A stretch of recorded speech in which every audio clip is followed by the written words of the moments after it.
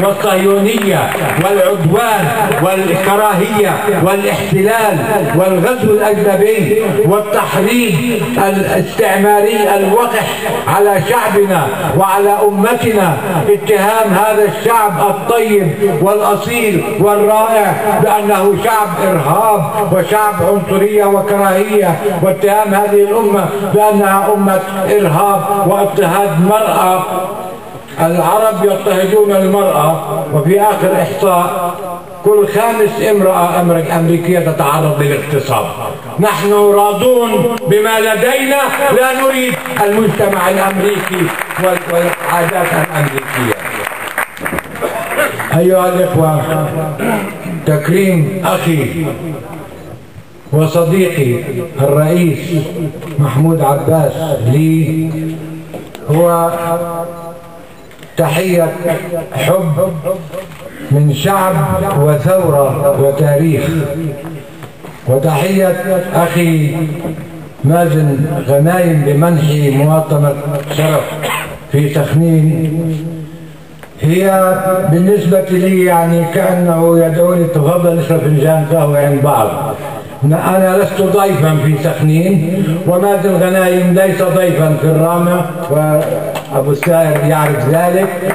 نحن شعب واحد في بلدين، والبلدان يتسعان إن شاء الله قريبا.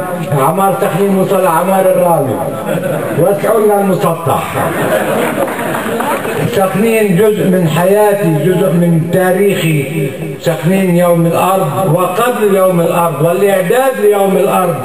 سخنين الصامدة البطلة المتعددة المحبة. سخنين التي يوم اختلف زعماء عائلات كبيرة فيها على المخطرة قالوا لدينا جار مسيحي هو يكون مختار سخنين، صح ولا لا؟ هذه هي سخنين، سخنين العروبة، سخنين الصمود، سخنين الأصالة. أنا أعتز بسخنين التي أعرف تاريخها، لكن بصراحة بسخنين من يوم ما صاروا شبابها يدعسوا على رقاب أو باش بيطار يروشلايم.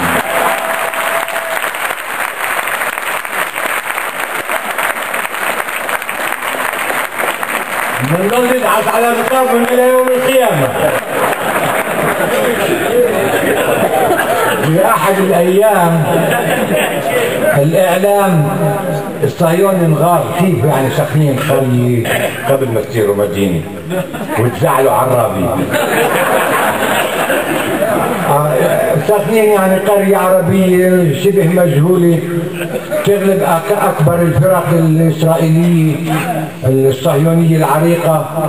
فطلعوا دعاية مرة إنه فريق أبناء سخنين سرقوا عطر بوسم من الديوتي فري في المطار.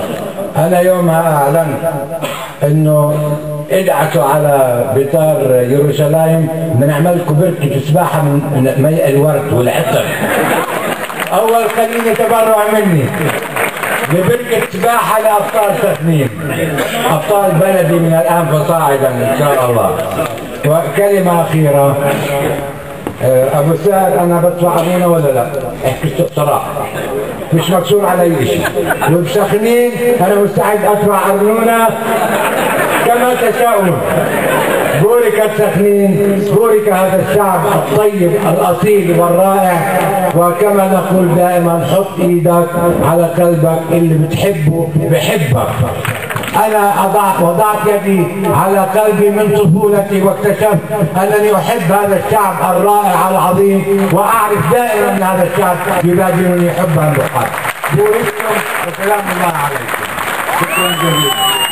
شكرا.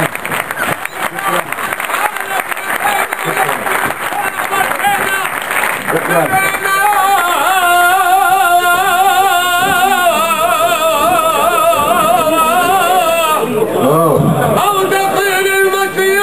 دخيل شعيب دخلك محمد نبينا، تخلي سميح شاعر فلسطين العرب.